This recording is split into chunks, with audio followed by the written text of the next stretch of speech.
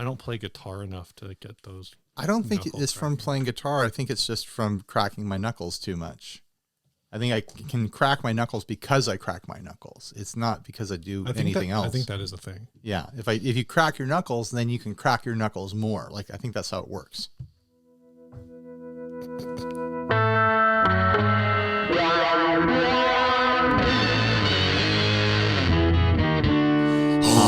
Oh, that was not what I wanted it to sound like. That's not what anyone wanted it to sound like. I need a Hank. Next time we're trying to do like a. I don't know. Yeah, something like that. The next time we ever are with those Carcosa boys, I need to get some screaming lessons from Johnny and Andrew. Everyone, I'm Ryan. And I'm Steve, and this is 60 Cycle Hum the Guitar, buying, selling, trading, modding, fixing, breaking, playing, reviewing, and also playing, but not metal podcast. He almost had it. It's because I was trying to ad lib. All right. The guitar buying, selling, trading, fixing, modding, breaking, reviewing, and playing, sometimes metal podcast. Rarely, usually not. We're never not metal. very good at metal. We're never metal. Podcast. This first ad. It's a Santander. Was sent by Dave Santander. What's it say? About this listing, Hinoki top in colorful wood tiles with Honduran rosewood binding, Honduran mahogany body, bird's eye maple neck, Coco Bolo fingerboard. I always think Coco Bolo is really fun, but it also makes me think of, is it the Chocobo from Final Fantasy? Seymour Duncan, 59 Jazz Hybrid, 59 JB Hybrid pickups. Is it Jazz or JB? Make up my mind. With custom wood covers. This is all just a bunch of parts. Who cares? It's a bunch of stats. Moving on. This is $16,000. Yeah. It's ended. This was on Reverb. This was being sold by Wolf Music Company in Bourne, Texas. You can tell this is expensive because it's ugly. This is like the ugliest nice guitar I've seen in a long time. And do you agree with me? Is this thing hideous?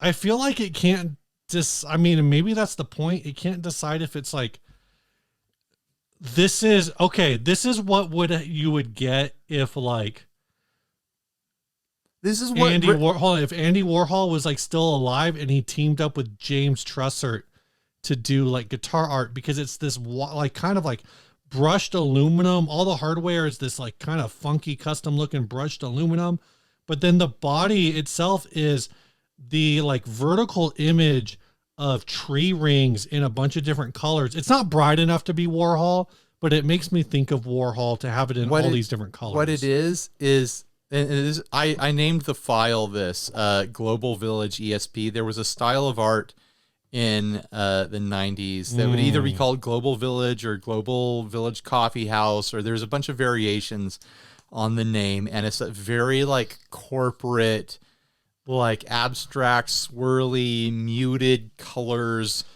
type of art. Yeah, I know exactly what you're talking about. Like it's Starbucksy, like circa 1997. Mm-hmm.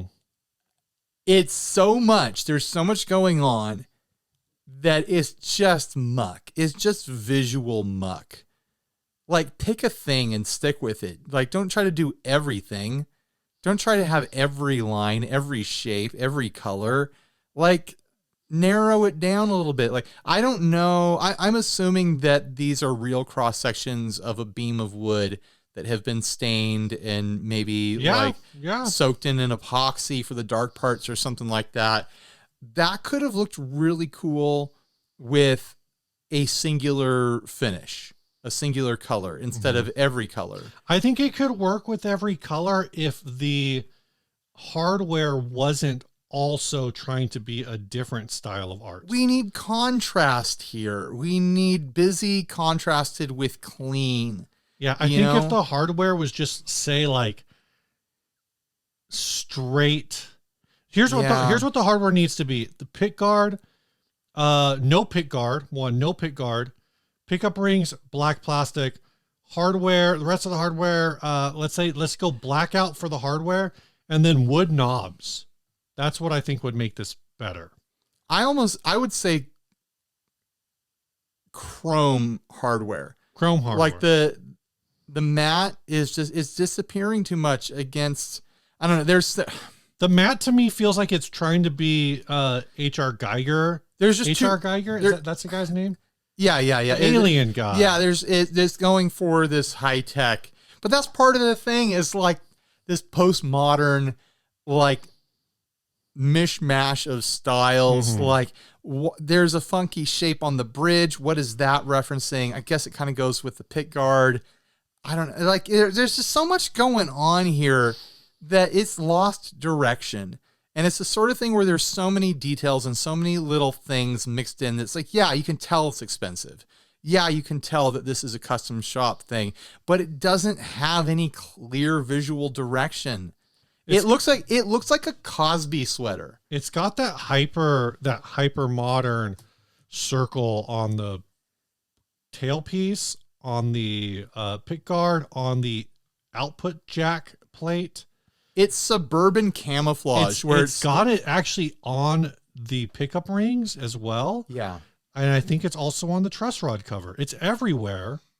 It's everywhere. Like I like your vote for wood knobs to complement the wood covered pickups. Like I like that idea. If we're going to go that direction, then the pickup rings themselves can be maybe like an ebony, and then the pick guard could be ebony as well. Yeah. And then okay, let's go all ebony on the hardware that can be wood. Black on the bridge and the tail piece, and then make the wood cross sections a unified brighter color. Like pick one of those colors, the orange or that turquoise, even the black and white. Like just pick one and apply it to the whole thing. Right. I wonder, I almost feel like it's trying to, because the body, like you pointed out, like that could be cross sections of like a 2x4. Have you looked at the back of it? The back is beautiful. The back is, but the back of the body is great. But what the hell's going on with the neck? Now we've gotten I actually think the neck is interesting. It just doesn't make sense. It's gotten into doctor lawyer core stuff here. Like, it looks like the business card for some orthodontist or something like that. Like, what is going on? It's just that it's some builder trying to show off 20 different things that they can do. Like this is a guitar they show you and like pick two details from this and I'll build you a whole guitar out of it. Like this is his portfolio in one guitar. I bet this is supposed to have some kind of deep meaning. It's a Cosby sweater guitar. It was probably made for Bill Cosby. And the hardware looks like an interesting design, but it looks like it should have been on something hyper futuristic, like some sort of cyber theming, not on this like global village, global coffee house sort of aesthetic. Like it's just a weird mismatch of looks and parts. And then the inlays clash against it as well. Like give me a clear visual direction to look at here, because it's just noise. It's static. It's too much. Yeah, I found the actual list. It's a hat. It's a hat on a hat on a hat on a hat. Yeah, they don't. I found the store listing for it, but what I want to see is like a news. I feel like there's got to be like a news article on this where they talk about like what the artist was thinking when they. I bet you the artist wasn't thinking. I bet this is a commission. I bet. No, this is. I bet a customer went through the ESP custom shop and was like, well, I like this and I like this and I like this and I like this and I want you to put it all together. And the artist or the luthier was like, Are you sure you want abalone combined with this? Like, it's already pretty busy. Yeah, I love abalone. As much abalone as I can get. I say never too much abalone in my book. This is all out of a series from ESP. Each year, the master luthiers at the ESP custom shop in Japan are allowed to create a set of guitars based on the very best of their own unmatched design skills and unlimited creativity. The result is the ESP Exhibition Limited Series. Each guitar base is a completely unique creation, and only one of each model is made available worldwide. The instruments in the Exhibition Limited Series use special tone woods. I'm glad there's only one of these. Crafted hardware unique aesthetic materials, and the very best in components, resulting in some of the finest guitars and basses ever made. Available for both serious players and collectors to get yours. So this is a whole thing. Like there's a whole series you find if you look up. Folks at home want to look up ESP. It's like how Fender does their custom shop showcase stuff that they used to show at NAMM and make calendars out of. Showcase. Some of these you go through. It's like exclusively available at Chuck Levin's Washington Music Center. Right. Exclusively available at Pitbull Audio. Exclusively available at whatever. I don't think these lumber cuts, I think those are prints. Look at that. That's not wood. I think it's like a indentation print. Yeah.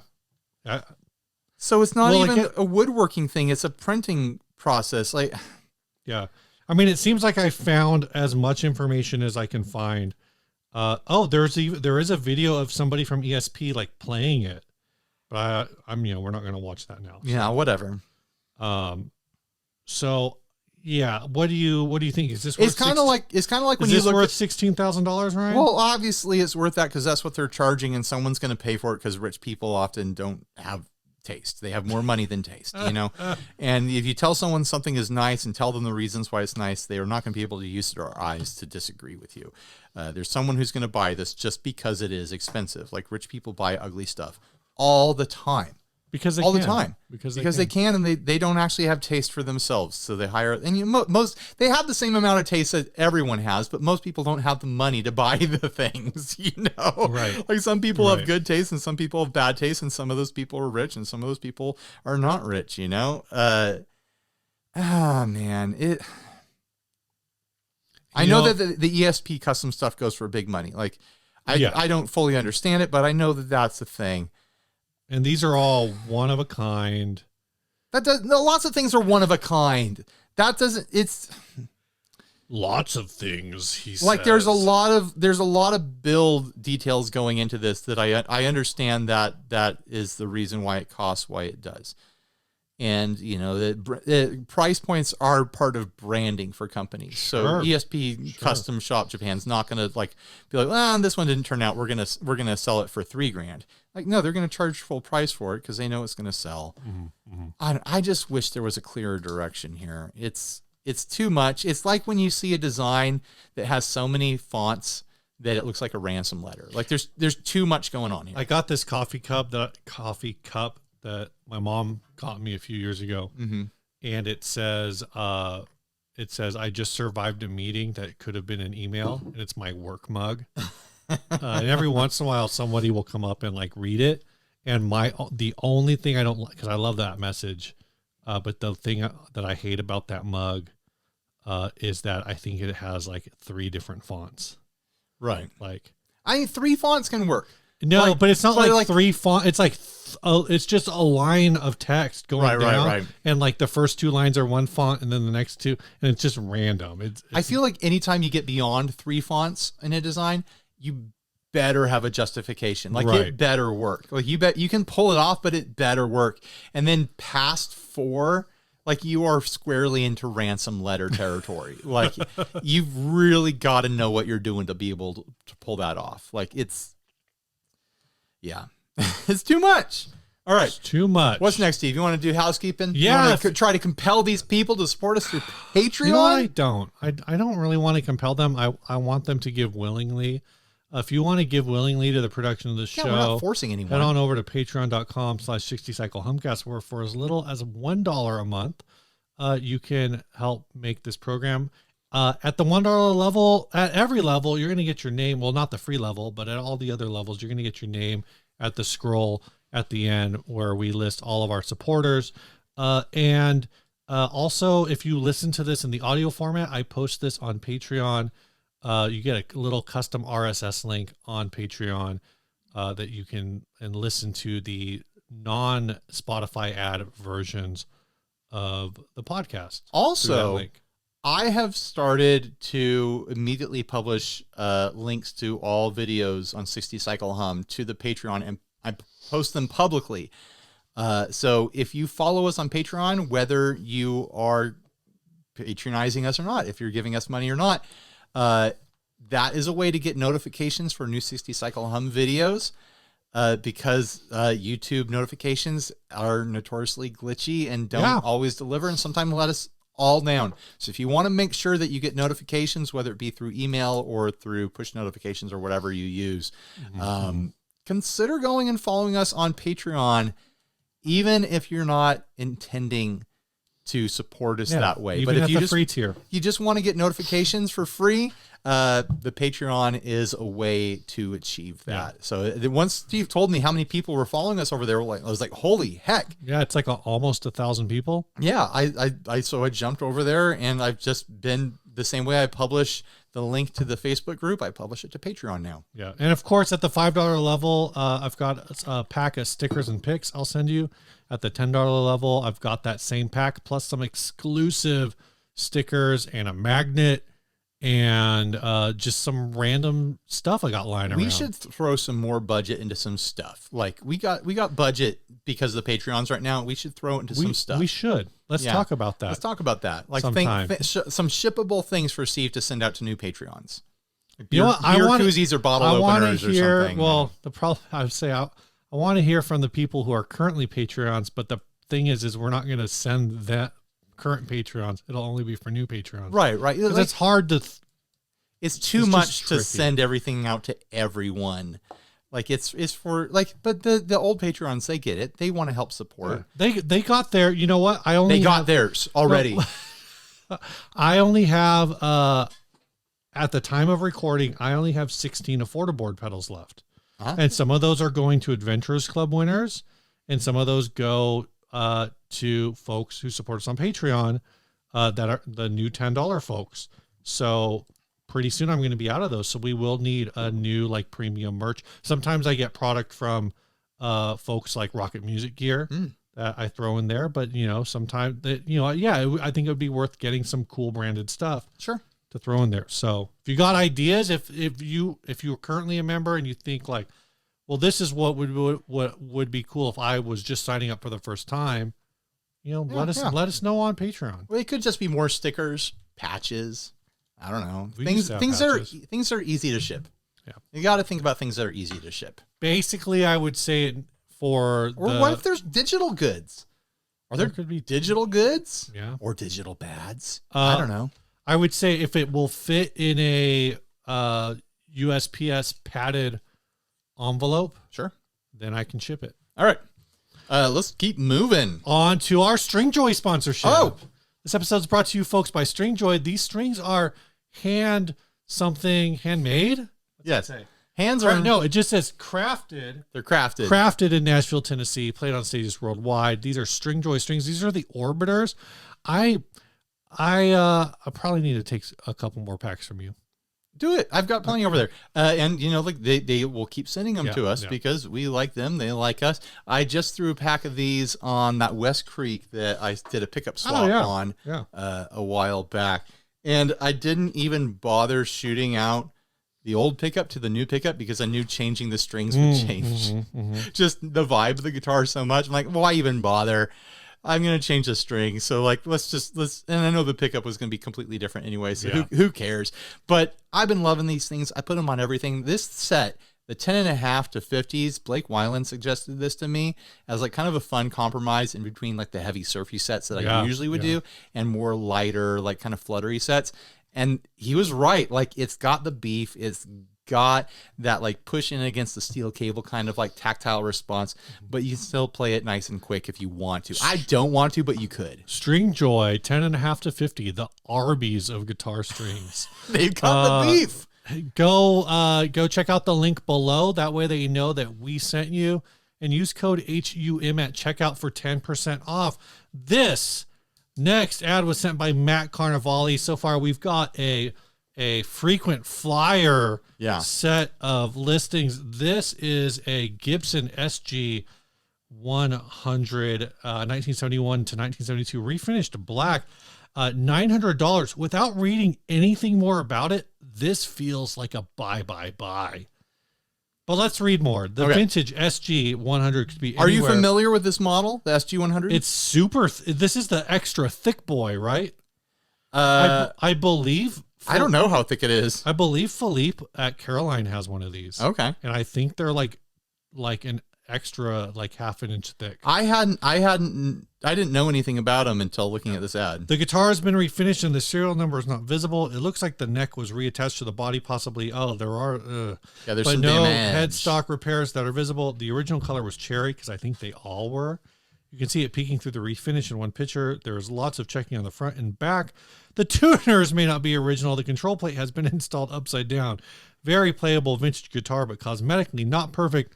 Would be a great player or a potential restoration project. Ships in a gig bag, so on and so forth. And I've got some screen grabs of other listings here as well, so we can see. I'm pretty sure this is like extra thick. It does. Now that I'm looking at it, it does look thick. What is going on with that? Yeah, major damage around the neck. I take it all back. I'm keeping my money. The thing that I think is interesting, I mean, there's a bunch of different things about this design versus other SGs. Mm-hmm. Yeah, it does look thick, but there's no carve around the horns, because usually you get that bevel carve on the inside of the horns, and this doesn't have it at all. Yeah. That's very interesting. Also, it's got this huge Gibson branded bridge cover, which looks super annoying to me. I don't like that at all. And it's only a neck pickup. Only a neck pickup, a Telecaster control plate style thing there. I don't know if I've ever seen these before. I'm kind of surprised by their existence. Yeah, I've only saw this because I think, why is it so thick? Why did they make it so thick? They didn't have to make it so thick. It does look like it's at least half an inch to a full inch thicker than a regular SG. If I can find a link to it, I'm going to post a link to the video that Philippe did, I believe, on the Caroline Guitars YouTube, so you guys can check out his demo. I'm pointing to Ryan, but obviously this is for everyone, who are not watching. Just me. You know, I'll watch it, but you guys can watch it too. And yeah, he kind of talks about how this was kind of a forgotten one-off model and all of these weird little quirks about it. The checking on the back of the body is so bizarre. Like, what the heck? Like, I've seen some weird checking before, but that is like such a strange pattern. Well, I think some of it is because of the way it's like, at least at the top, the way it's coming off of the neck break. The neck break and repair. But the stuff in the middle almost looks fake. But who would fake that? Somebody dumb? I don't know. Ryan, did you know dumb people exist? Oh, I'm keenly aware, Steve. I encounter them on a regular basis. I'm one of them. I don't know a lot about this based on the other caps you got. Let's see. There's one for 2,300. There's one for 1,900, 1,800, 1,600. 2,200, so 900. I mean, they're I'm not going to say this is a good price. I'm not going to say this now that I've seen it all. I'm going to downgrade my buy to maybe just a buy, maybe a buy, like a one and a half, one and a third. But I will say that I appreciate that they recognize that there's damage. Yeah. They recognize, that it's refinished, and that they're not going to be able to get top dollar. That control plate is backwards. That is that's an absolute deal breaker. Yeah, absolute deal breaker. Cannot be fixed. Yeah, it can't be repaired. There's 2 screws holding that on. You're going to have 2 screwdrivers for that repair. Yeah, after you take the first screw out, you got to throw that screwdriver away. I think Gibson should reissue these. In full thick. It would make no sense. Just the body, just that thick SG, because the SGs are so lightweight, they can afford a little bit of extra heft on them. Sure. Give me a thick SG. Gibson, get on it. Make it nice and fat and thick. You don't have to recreate the rest. I don't care for the single neck pickup, even though I do like single coils. Like, I think that's kind of fun. Give me a 2 single coil thick SG, please. All right. I like the control plate. Just make sure it's the right way around. But give me 2 pickups, I got 2 slogans. Get rid of the bridge cover. I got 2 slogans for bringing this guitar back. First slogan, only a Gibson is thick enough. Second slogan, Gibson, play authentic. Authentic? Oh, man, that's pretty good. Play authentic. And it's spelled Pretty with 3 C's. Yeah. The Gibson thick theories. I kind of appreciate the black refin on it for some reason. I don't usually like black guitars, but in some way that is more interesting to me than the vintage cherry. It's because cherry is such a, I mean, black is now a very common SG color. Yeah. But cherry, especially for the time period, is like the SG I think color. it gives it a bit of a Batman vibe with that thick body and just that kind of like slightly smoky, matty black paint that looks like it's a little bit too thick, you know? I don't know. This thing has a vibe. For $900, anything that breaks on this as far as the neck break goes, someone's going to be able to fix it. And it's not like the finish is going to be ruined. It's already messed up. $900? I say get it. I say buy. Buy. I say buy. We're back to buy. It's a vibe. It's a vibe. Like someone's going to buy this and it's going to be their blues machine, you know, or it's going to be their strummer or whatever. Like there's something there. I bet this thing's haunted. It's got those haunting mids, guys. I haven't even heard it, and I can tell just by looking at it. I don't know. I think that's less than the price for a nice imported guitar these days. You could go buy a Reverend for $1,400, or you could get a Gibson that's got vibe and mojo. Vintage Gibson. For days. A vintage Gibson. I mean, it's a 1971, 72. That's not a young guitar. That's a 42-year-old guitar. I mean, it says that's a 52-year-old guitar. Yeah. That's vintage, guys. Like, for under $1,000, it's got some damage, but it looks like it's probably seaworthy. I don't see it falling apart. I do not appreciate the fact that it says the tuners may be not original, but there is no inclusion of a picture. You could, if you don't care about the tuners not being original, you could find original tuners for it. Like, yeah, it would be nice to be able to see the tuners on there. We also don't have a shot of the headstock. What if the headstock itself is completely mangled, you know? Yeah. You get up there and it actually says Gibson. It says the Heritage. It says Fender. Even better, it says like Ibanez or Greco or something. I don't know. I think that's cool. All right. Now, yeah, I know we have business to do before we get to the topic, so let's do the business. Well, I got a question for you, Ryan. Ask me the question. question. Anything new you want to talk about? No, not really. I don't have anything new to talk about this week, Steve. Sorry. I don't have it, so I don't want to talk about it too much. But I bought a guitar. You bought a guitar? I bought a guitar. Is that what you forgot to bring to surprise me? That's what I forgot to bring to surprise you. Will I be very surprised? I think so. Is it new? It's new to me. Okay, so it's not brand new. No. It's a used guitar. Can I try to solve this in like 10 questions or something like that? How many questions should we do? 60? Let's ask. Yeah. Let's do 60 questions. Is it a bolt-on neck? Yes. Is it single coils? No. Does it have a single coil? No. It's all humbuckers. Yes. Does it have a wiggle stick? Yes. It's got humbuckers and a wiggle stick. It's got a bolt-on neck. Is it a major brand? No.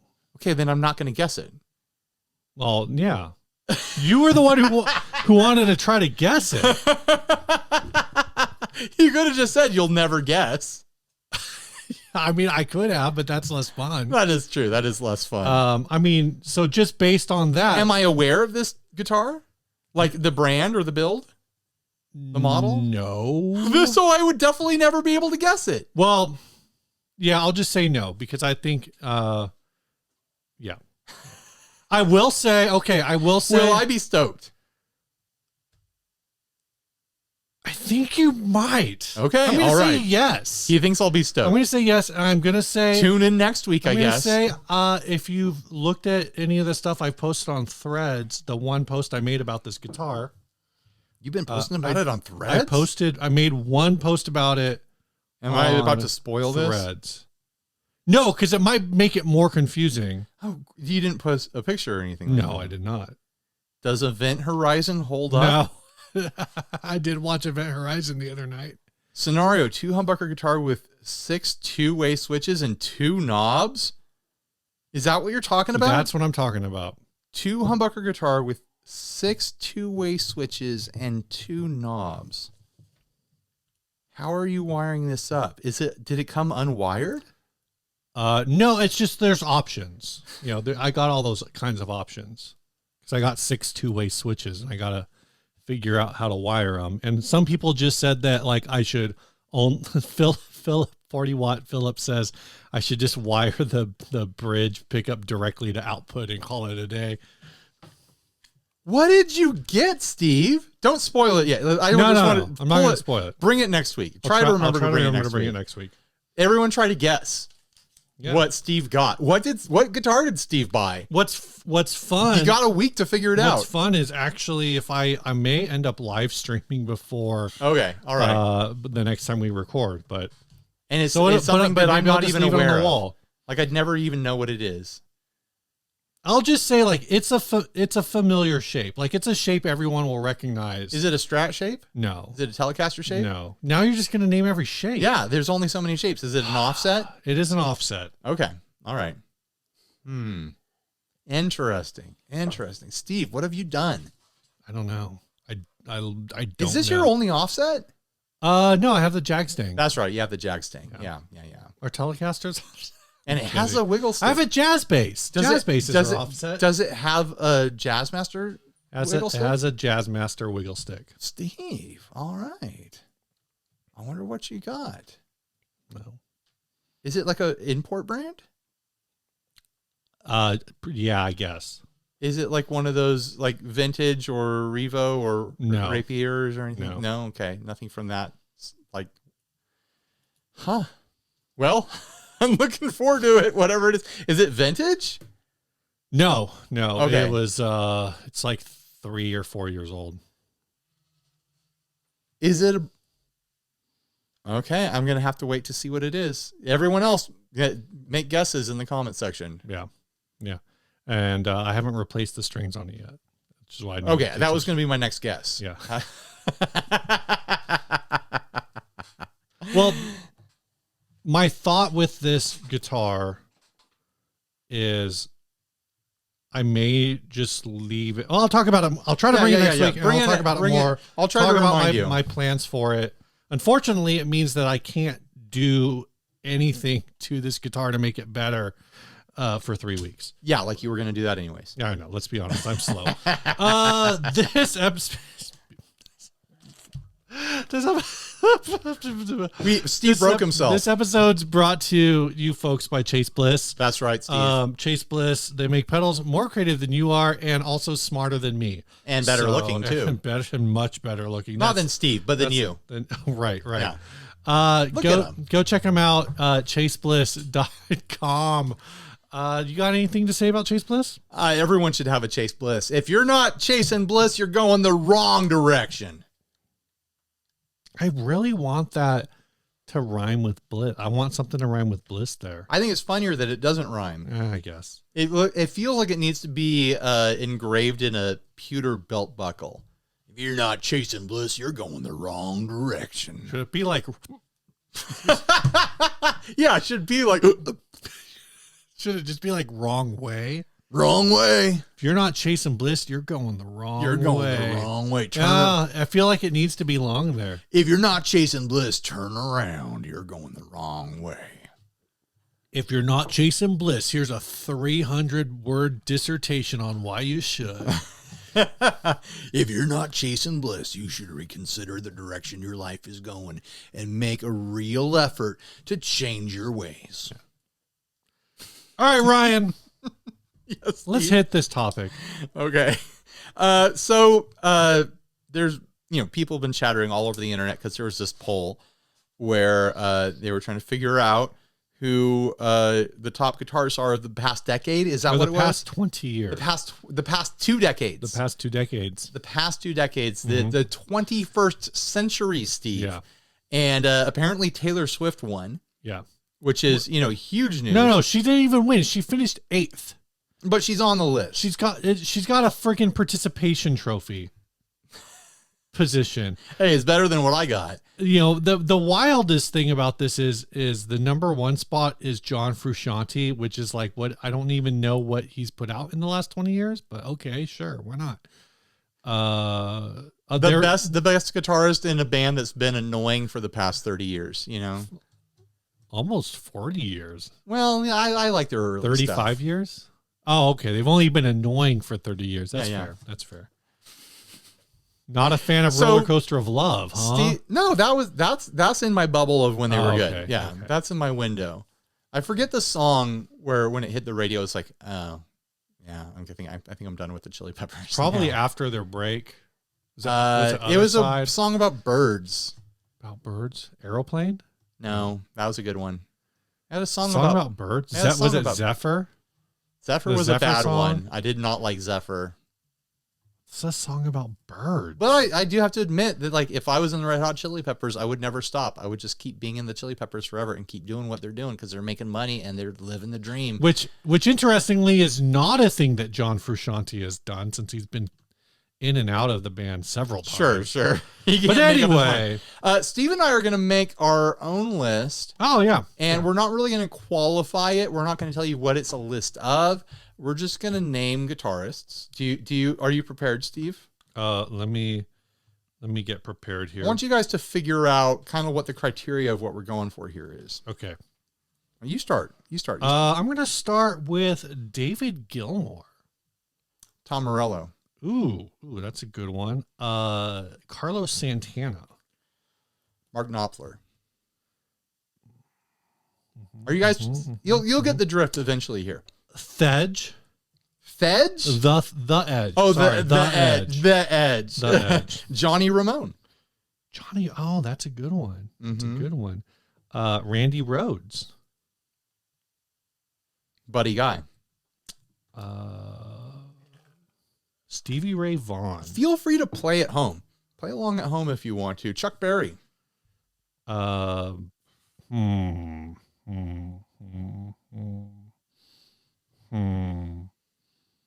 Samantha Fish. George Harrison. Terry Kath. Terry Kath. Who's that? From Chicago. Oh, okay. All right. I never would have known Brian May. Mike Oldfield. You're going deep cuts. Who's that? I don't know. You don't even know who that is. Oh, he's the guy who made the song Tubular Bells. Duh, okay, Sister obviously. Rosetta Tharpe. Orianthe. All right, Joni Mitchell. Keith Urban. He's Keith freaking Urban. He's Keith Urban. He's Australian. Yeah. That's probably why you don't know who he is. No, I know who Keith Urban is. I just think it's funny that was a funny move in this game, Steve. Yeah. Joe Walsh. Angus Young. Steve Howe. Malcolm Young. It's like you countered yourself on that one. Johnny Greenwood. Neil Young. Didn't I already do Neil Young? Did you do Neil Young? I think you just lost. Oh! No, that's not part of the rules. Richie Blackmore. Eddie Van Halen. Okay. All right. Jimi Hendrix. Nigel Tufnell. Well, yeah. I mean, he should have been first. Yeah. Chet Atkins. Famous for his diet. Atkins. No carbs for me. I'm on the Chet Atkins diet. Man. Oh, what's this guy's name? My brain's breaking. Oh. I know you're going there. Yeah. Slash. Right. Slash. Hey, Bo Diddley. Oh man, Dave Davies. That's actually who I was trying to think of with the slash. Prince. Dave Davies. Prince. Yeah. Prince. Yeah. Prince. Mm-hmm. Prince. Not Prince, like printing, like Prince, like Princeton. Oh, Tom DeLonge. Oh, obviously. How about George DeShort? Is that a real guitar player? Probably. I feel like you made that one up. I did make that one up. Kirk Hammett. That's a real one. Oh, Kirk Hammett. Oh, Yeah, of course. yeah, yeah. Sometimes you gotta pull from both worlds. So I'm gonna go with Johnny Depp here. Johnny Depp? Johnny Depp. Oh man, Jack White. Ooh. The person Johnny Depp might be pretending to be when he plays guitar. Steve Earle. Steve Earle. I'm gonna pull one from my personal back pocket. Gary Hoey. Link Ray. That's actually who I was trying to beat me to Link Ray. Holy hell! All right, Davey Allen. Ever gonna get into my neighborhood?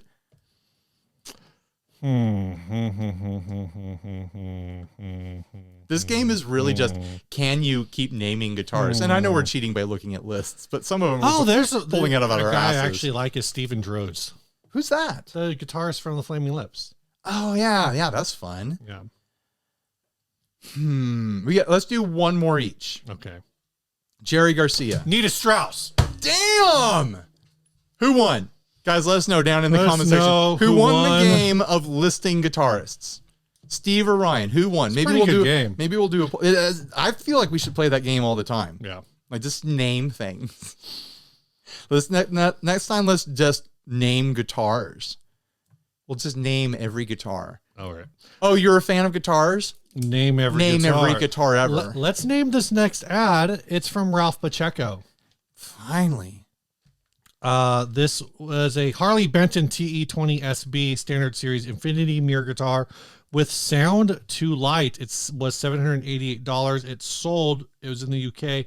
This was, I think, sent probably by a few people, but apparently in the emails, Ralph sent it first. Yeah, this is the first time I'd seen it. First to post, folks. First to post. So I feel bad for everyone who posted after him, who emailed after him, but this first one gets it. This guitar started life as a brand new Harley Benton TE20 SB Standard Series electric guitar. It has been professionally customized by myself to incorporate an LED infinity mirror.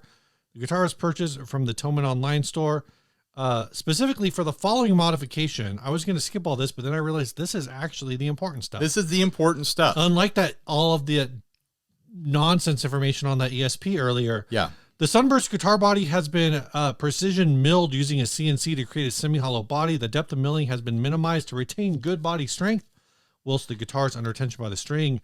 An addressable RGB LED strip has been fitted around the inside perimeter of the semi-hollow body, held in place by 3D printed black PETG grips. This design allows for easy replacement of the RGB LED strip if required. 2 CNC milled acrylic mirrors fitted inside and on top of the semi-hollow body. Hot rail humbucker pickup fitted for minimal noise. Original Harley Benton pots. Neck pickup fitted for sound to light effect. So there's a do you have more to read? The back of the body contains power and rechargeable batteries, and the power switch, room for bodies, and the 18 mega microprocessor. So is the idea here that the neck pickup is going to send a signal to the microprocessor that's going to trigger the lights? Yes. Okay. So the lights play along with your playing. I think I was also sent a video for this and I didn't bother watching. The video is in here. Look, I've got it right here. I've got the sound down, so it's not going to interrupt anything. So I'm gonna try to scroll to a place where you can see it moving around, because that really sells it. Like seeing the 3-dimensionality of it as he moves it around and stuff. But that's just like one strip. It's a double mirror trick. Like you see these double mirrors in bars and stuff that have like vintage displays and lights and neon lights is what I was going for there, and bar signs and stuff like that. It's this thing from the 60s and the 70s. Look at that. Like the depth of it is so cool, and he hasn't gone to a place where he's swinging it around, because this guy is not very animated. But I think this is the best version of a guitar mounted LED light show for stage use. Like the depth of it looks so cool. It looks like there's a hole straight through the guitar into like the multiverse or whatever like that. And when it does flashing effects and rainbow effects and stuff like that. Okay, I'm watching him play it. now, and it doesn't seem to be changing the lights. Well, it's got different programs. You see, it's the same lights that like No, every I know. TikToker has, you know, behind them on the roof of their on their ceiling or the wall or whatever. Like there we go. There we go. Got off the shelf lights, and he built the guitar around them. And this is not the first time this has been done, but he's selling them. You know, like you can cool. buy this thing. I want a guitar that does it. It's such a cool look. Just buy one of these. $788. He's done a bunch of work. This piece of gear has sold on Reverb.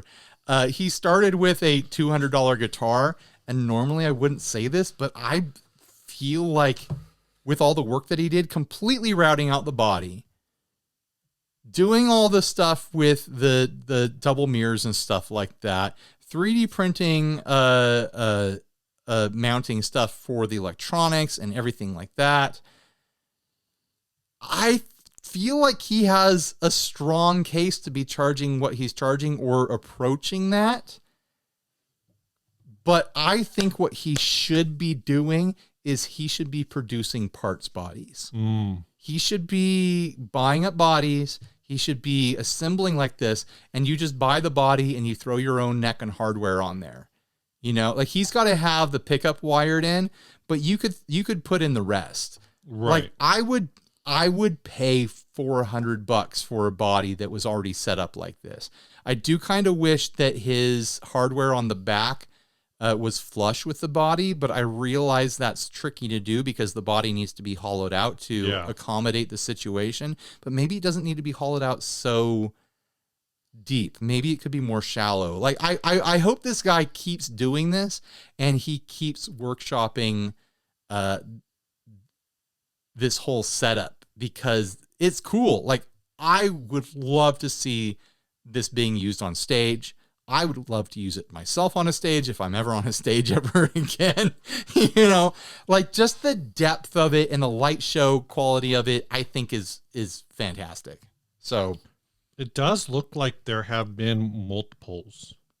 Yeah, he's probably made this a bunch of times. Like he's made a few of these. So unfortunately, the Reverb app is not being kind. But I love how it looks like. And it's the same thing with all the mirrors that do this sort of thing. It looks like the guitar goes down a well like 3 or 4 feet. And it's so dimensional. It's so bright. Like there's so much light coming off of it. The way it reacts to his playing. See that? Yeah, I saw it. So he's then when it's not on and he's not playing it, it's a mirror guitar. Which I didn't realize that because I've only seen like the pictures of it lit up. Right. No, look at it right there. No, I know. I saw it in the video. It's chromy. It looks. Oh, there's a picture of it. It looks there. Great. Yeah. Like really clean execution. I think like you said, there's a lot going on with the work. Now, you know, I'm looking at the mirror top.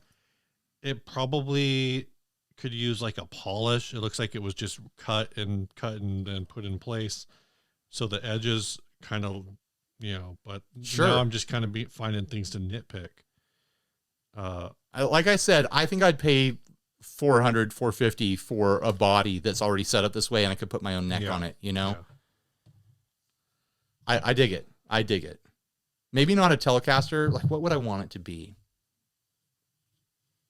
I'm assuming the Telecaster is a good shape for this because it's got pretty smooth round edges. Like you don't want something too pointy, although it might not matter. I don't know. I'd have to think about that for a while. It's so much fun though. I bet it could be done with a lot of guitars. I think the thing that would interrupt is hardware because you need to have enough wood support for the hardware. Oh, I bet there's a block underneath the bridge.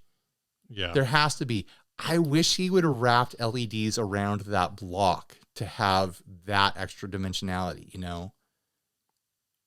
He's got a whole website, but it doesn't look like he won't take bodies. He just builds them as he builds them. Right. And then he has his process. But it does kind of look like you might be able to get on some kind of list to just be like, hey, let me know when where is he? You got another one of these. He's in the UK. Of course he is. Yeah. Of course he is. All the brilliant old fogies are in the UK doing weird hobbies. I don't know. He's not that old. He looks like he's maybe in his young 60s. But that's totally like a fun, like, retirement dad project. Yeah. You know, I admire it. I admire it. Very clean work. Really stunning execution here. The concept is there. I love it. Good job. I think that's my pick. That's your pick. I think that's my pick. Oh, man.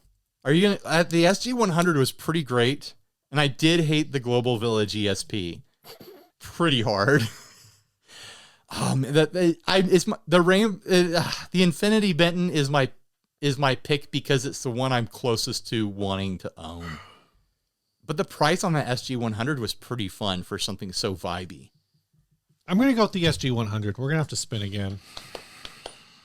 So I think the SG-100 was like a fun, like this is, again, this was submitted by a lot of people. So obviously the Infinity Benton was pretty popular. It's your spin, Steve. I like the SG-100 because I feel like we kind of explored this weird space and, you know, Sure. Play Authentic. I got to vote for Play Authentic is pretty good.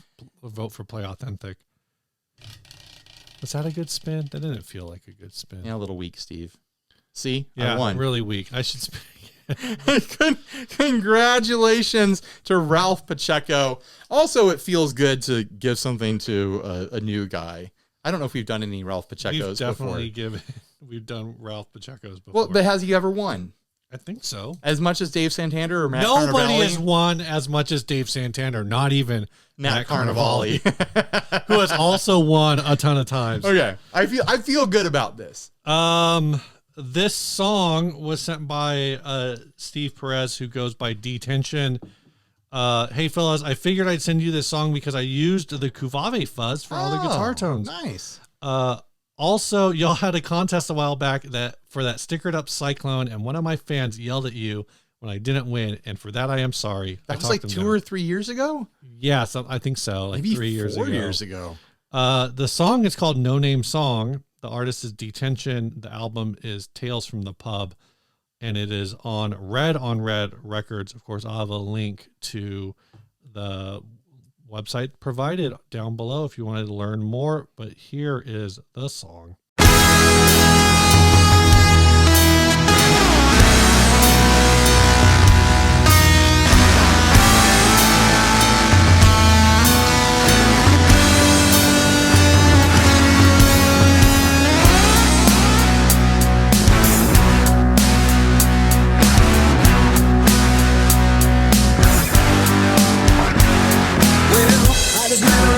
The same. We just met, it's driving me insane. When I met her, man, my life done changed. But I just met her and I don't know her name. Wanna love her, but I don't know her name. Wanna hold her, but I don't know her name. No, she could be the one to make my day. But I don't know her name. She could be my new lover, but I went one ear and out the other. She could be the one. She told me her name, I can't remember.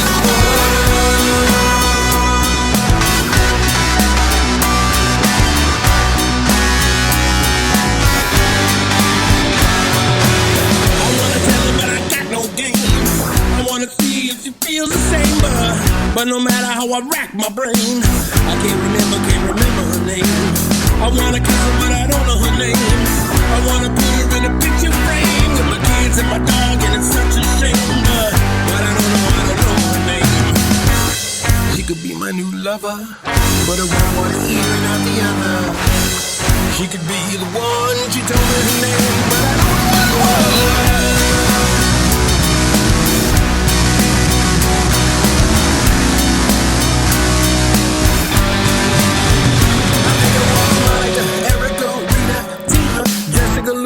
Something in between. Oh, mine is all Maddie and Bobby Socks. And Louise Brooke Chen, can't believe I forgot. Emily, Genevieve, Gwendolyn, Gipple. Maybe it's exotic, maybe something more simple. Lisa, Angela, Pamela, Renee, I love you. I can't remember your name.